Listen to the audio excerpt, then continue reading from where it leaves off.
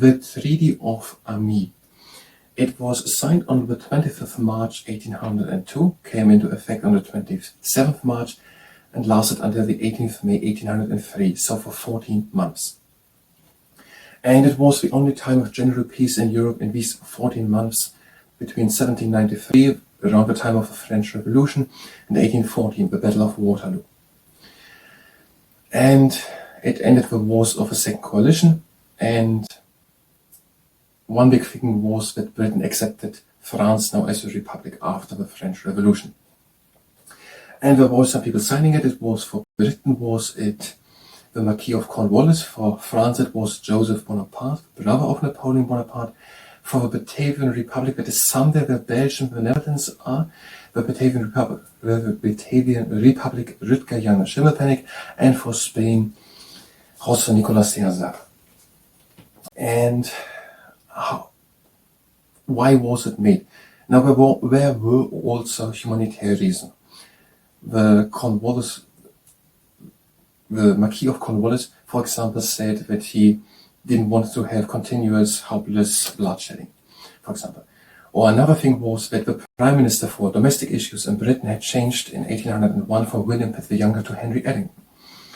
Now the people were starting to talking about how the treaty could be. And it wasn't going so well. The Batavian Republic is here written and quoted then that they were seen by the French, there was a lack of respect for them, that were seen as vanquished and conquered, and that they owned France everything. And also Lord Cornwallis wrote that, he said then, that he wrote, "I feel it as the most unpleasant circumstance attending this unpleasant business that, after I have obtained his acquaintance on any point, that I can have no confidence that it is finally settled, and that he will not recede from it in our next conversation about Joseph Bonaparte." Now it was talking there. Was it Lord Hawkesbury on the British side of Louis Guillaume Otto on the French side, the French Commissioner of War in London? But Louis Guillaume Otto was under detailing the instructions of Napoleon, and so then Lord Hawkesbury opened the second line of communication with sending Anthony Merry to Paris to talk in the second line of communication with Talleyrand, Charles Maurice Talleyrand. And when we're talking, and then there were some things happening, why they had to sign now under pressure. And Britain was talking about the budget in the parliament.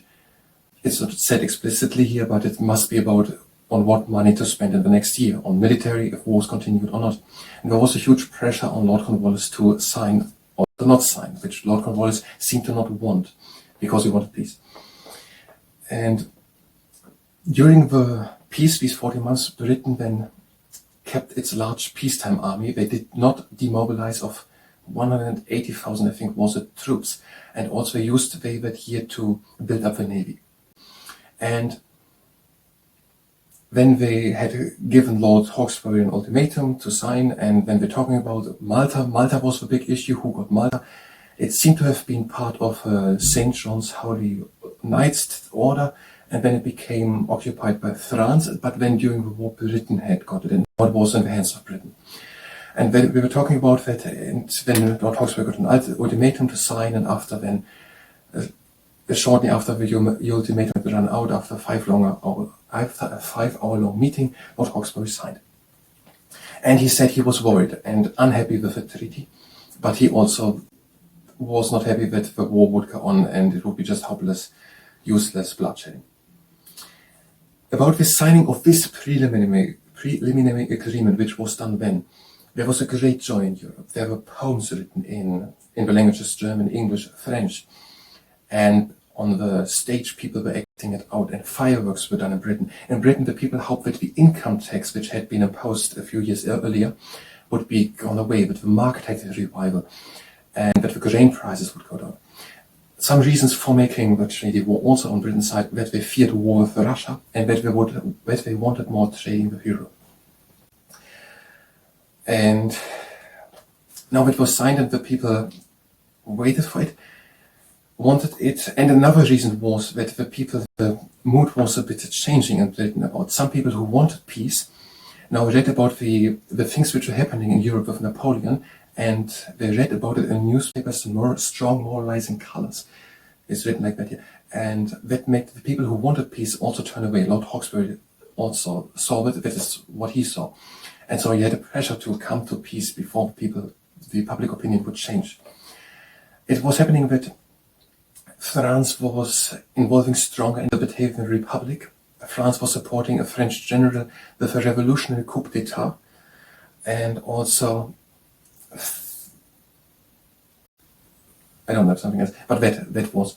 And they read about it and they saw that France was having influence, and that's also where the pressure to make the peace now. When the peace was, after some time it was then signed also the actual treatment. There was made 2 days later an addendum when saying that it was not, that it should not set a precedent, that it was written only in English and French and not in Dutch probably and in Spanish of the other signatory parties, that should not set a precedent for future contracts or treaties. And also then that some titles were said wrong, but that is not part because of prejudice or something. Now some things were done about the Cape Colony in South Africa, who got it, about Malta, that it stays a bit longer British, but that Britain should retreat when other things with Trinidad should become a part of Britain. That was belonged to Spain. Spain's allegiance with France came a bit under pressure during the time. One reason was that Spain wanted that, or had hoped that France would block that Trinidad, an island in the Caribbean, would not become British, which France didn't block. And now Spain, for example, the economy in Spain recovered during that time, for example. Now, and then there was this 14 months of peace, and traveling in Europe started again. Expatriates came back to France now under released restrictions who had fled during the French Revolution or something. And people also came, also some people named here with name. William Herschel, for example, went to the Observatoire in Paris probably to make astronomy or something. And Marie Tussaud got to London and opened the second exhibition as Marie Tussaud, so she had in Paris. Or Henri Jacquanier went also to London and flew with a hot air balloon from London to Colchester in 45 minutes. And there was in the Louvre in Paris the Exposition des Produits Français à l'Industrie or something. And Napoleon, the private secretary of Napoleon, said then that Napoleon was above all delighted about the numerous foreigners who expressed their delight about the exhibition. But it was not all perfectly. There were some problems. Malta was a big problem all the time. Now, but also other diplomatic problems. Britain felt insulted that France or Napoleon said that Britain had no voice in Europe. And also should Britain censor the entire British press. And also should they expel and expatriates, so people who had gotten there, expel them. And Britain saw this as an affront against their sovereignty. And King George III, I think was also an elector of a Holy Roman Empire. This is where Germany is. And they felt insulted for that. Then more things. Napoleon had made the Treaty of Luneville a year earlier to the Treaty of Amiens. Britain had not signed it. Napoleon had signed it. And that he had said that he would not accept the presidency of the Italian Republic in northern Italy, which he then did, and he became the president of northern Italy. And also sent troops into the Helvetic Republic in Switzerland and occupied it.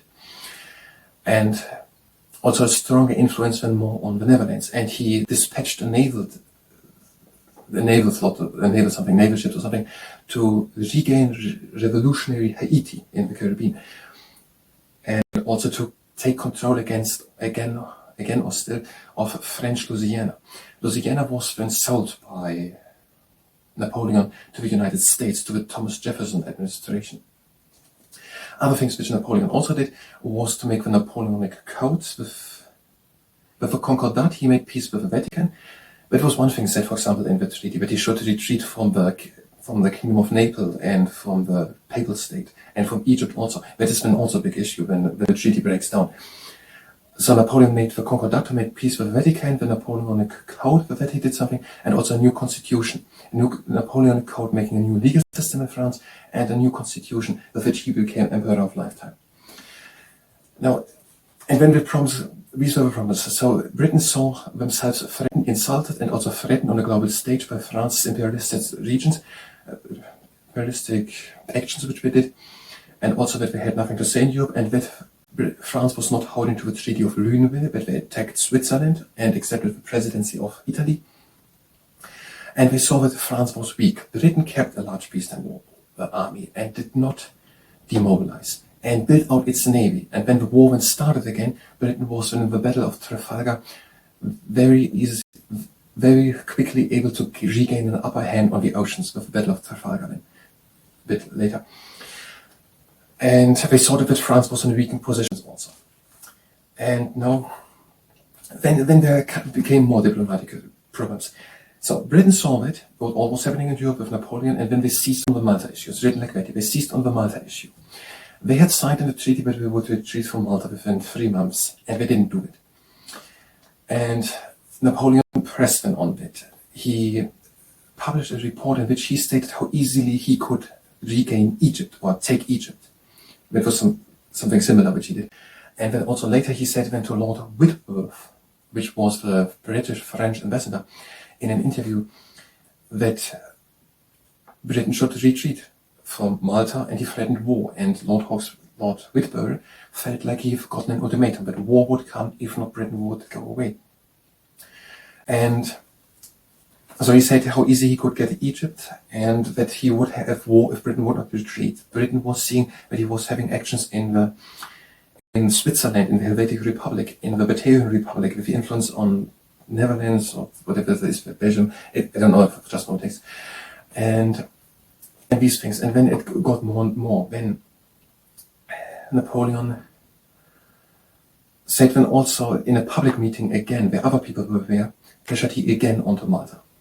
And that saw now the Russian ambassador Marquess, and he reported then back to Russia, to the Tsar, that France was threatening, and also did he report then back to Russia that rumors that France had taken an eye on Hanover and on Hamburg in northern Western Germany. And following that, then the Russians assembled troops in the Baltic because of the threats of Napoleon then to Western Germany, because Russia saw it as now that would now be part of their business if Napoleon would be doing something then in Western Germany. It was not Germany at the time.